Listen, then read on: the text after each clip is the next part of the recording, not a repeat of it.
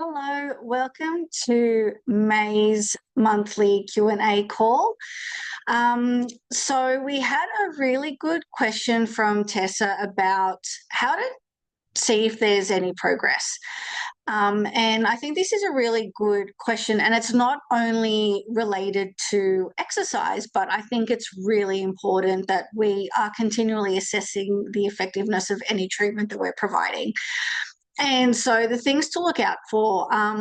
So when we're seeing the wanting to assess the changes due to the exercises, there would be things like you're looking at behaviour. So you might see that previously they were quite fearful or hesitant to jump up, in the car or on the couch or go upstairs. And hopefully what you'll notice within a few weeks of the exercise therapy is you should see their confidence returning and that they can do those things because they are stronger. The other thing you can do objectively is to look at measuring. So, if it's their hind leg weakness that you're trying to treat, then you can actually measure the circumference of their thigh and compare left to right, and then you can review that every month or so. I wouldn't do it more regularly than that because the muscle takes a little while to grow. So you'd see changes every few weeks. So I would recommend assessing, getting like a tailor's tape, so a flexible tape, not like a measuring tape that's quite, sturdy. You want something that will mold around the thigh, and you'd want to, I do mine kind of as far up as I can under, the top of their thigh.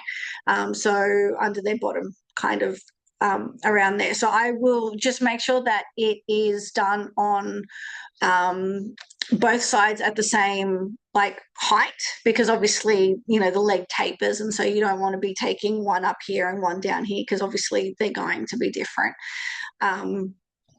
But doing it at the same height, I would take 3 measurements of each side and then take the average, and then I would assess that every month to hopefully see that those muscles are getting bigger. Another thing to notice as well is their exercise tolerance. So if a dog, if a dog is wanting to sit or lie down during a walk, if you notice that they start limping at a certain point in the walk, or if they're starting to slow down, if you document these and say, something like 20-minute walk, limping, and then hopefully in a month's time you would do 20-minute walk, no limping, or you would say when that symptom actually was seen. So you could do a 20-minute walk, but if that limping started at minute 14, then you would document minute 14 limping, and then hopefully you'll see that down the track that they're able to do more and have a better quality of movement. So win, in that instance might be a 20-minute walk and limping, or slight limping, and then say a 30-minute walk and no limping, or whatever the case may be. But they are still improvements that you can assess. So just recapping, to assess the effectiveness of your exercise, and even if you add things like medications or supplements and you want to assess that, the problem is that if you're doing a bit of everything, it is really hard to say what is causing the change. But I feel that when you get a good combination of treatment, so I'm quite happy with the medication Freya is on. I'm happy with the supplement that she's on, and then I'm happy with the exercises, because I can see that before she was less hesitant to jump up on the bed. She does that now. She was always slow to go up the stairs. She does that really quickly now. She has a good quality of movement during our walks. We're still doing the same distance. A way to reassess that would be to go for a longer walk and see how much of that she tolerates. But for now, I'm really happy with how Freya is being managed. We only have one supplement, and that supplement is green lip mussel. It's got 600 milligrams per kilogram, and I found that to be one of the highest potency powders that were available. And so I add that with a bit of water and her food in the morning, and at night she gets her meloxicam with her dinner. And then to help her restlessness because of her dementia, we give her half a melatonin and the gabapentin at night. And yeah, so I can see that she's a lot more comfortable moving around the house, jumping up on the couches, the beds. So for me, that combination of that supplement, the medication, and the exercises is working really well. If she was deteriorating, so if I started to see that that movement was getting worse, or she stopped jumping up on the couch, then what I would do is I'd change one thing. And that might be, adding another supplement.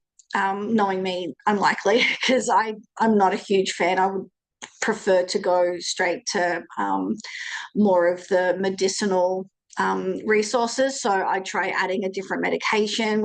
She's tried amantadine, but she's off that now. I would retry that and see if that gave her sufficient pain relief to be able to jump up.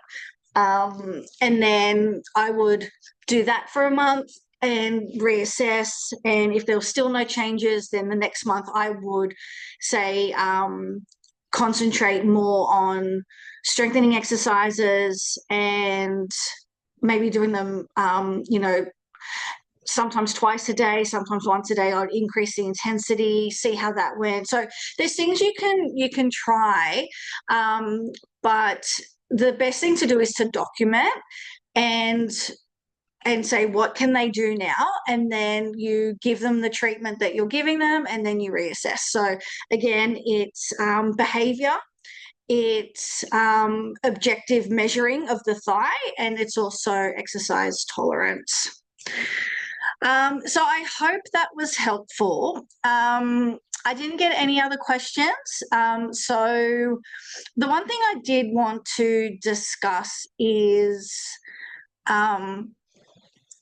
about walking posture, and noticing how our dog moves is really important. So again, this could be something that you can document, and hopefully with your treatment you'll see that things have improved. So for example, there are a lot of older dogs that I see being walked and their head is down, their tail is down.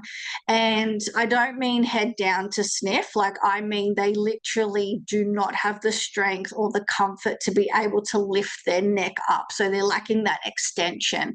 So they just kind of leave their neck in flexion, and so that's why their head is down. And so that can indicate pain. It could indicate like how they're compensating for balance, particularly with their tail. They use their tail for balance. And also, sorry, I just my train of thought. Also, when they're walking, to also listen to how they walk. So, for example, a sign of fatigue could be, you might see that for the first 15 minutes of the walk, they walk well, but then they start hanging their head down or their tail isn't up as much. So that is an objective assessment to see as your baseline. And then as you do that treatment, you reassess and see, are they able to carry their head better after 20 minutes instead of 15? And that's an improvement. The other thing to do is to listen to their steps. So I know with Freya, I can kind of hear the nail dragging on the footpath. And so that tends to happen towards the end of the walk. And so that in itself can be an indication of, it can be a strength issue because their muscles are getting tight and they can't actually lift their knee and their paws up off the ground. And so they're kind of dragging it. So it's not only what you see, it's also what you hear when it comes to mobility. And also just, I really get upset when I see older dogs being walked and being dragged because the pet parent is very impatient. And so they're kind of, whether it's a harness or a collar, they're pulling their dog. And regardless of age, that's just really, to me, it's just something that really upsets me because that could be causing them discomfort and pain by doing that. And then I also worry that, what type of pain management are they on? Are they getting reviewed regularly by a vet? And so I would love, to start a conversation about when we notice other dogs' mobility, what is our go-to? So I have mentioned in the past to someone, like oftentimes I'm driving, so there's no way to stop and communicate with the pet parent and say, oh, sorry, did you notice that your dog is limping a little bit? Maybe you should go to the vet. And I have said that to other people in person when a dog has walked past me and I've been a little bit concerned, and I'll mention it. But I would love to know what you do, or do you do it? Would you like to do it? Is it our place to say it? It is such a sensitive topic, I feel, to be able to comment on how someone else is treating their dog. And so, yeah, I'm really interested to start a conversation in the dog physio hub, where we can actually have conversations there, unlike in the rehab app. But yeah, just talk do you stop people and comment, or how do you go about things? And maybe I'm just overly sensitive on that, but yeah, I'd love to hear from everyone. And yeah, just also if you can share my posts, if you learn something, if you think it's helpful for other pet parents, I'd really love if you could share my posts, because I just want to help educate people on what to look out for and how to help their dog, because I do feel a lot of these issues are because we have been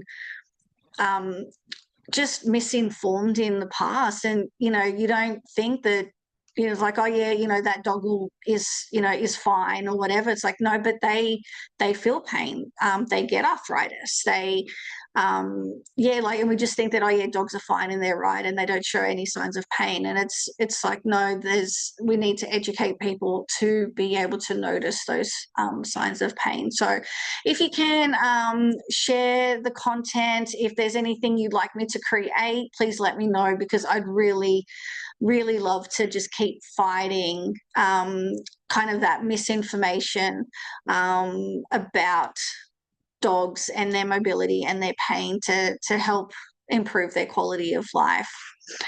So that's all I wanted to chat about today. So I will be doing these every month. You can always email me a question and I'm happy to answer it. I'd love you to come live so we can actually meet, and then we can have a conversation in person. And it's kind of like a in time consult that you can ask me any question and show me your dog's exercises or any questions you have about the exercises or a condition, and I'll do my best to help out. So thanks for your time. Have a great evening, and I'll see you next month. Bye.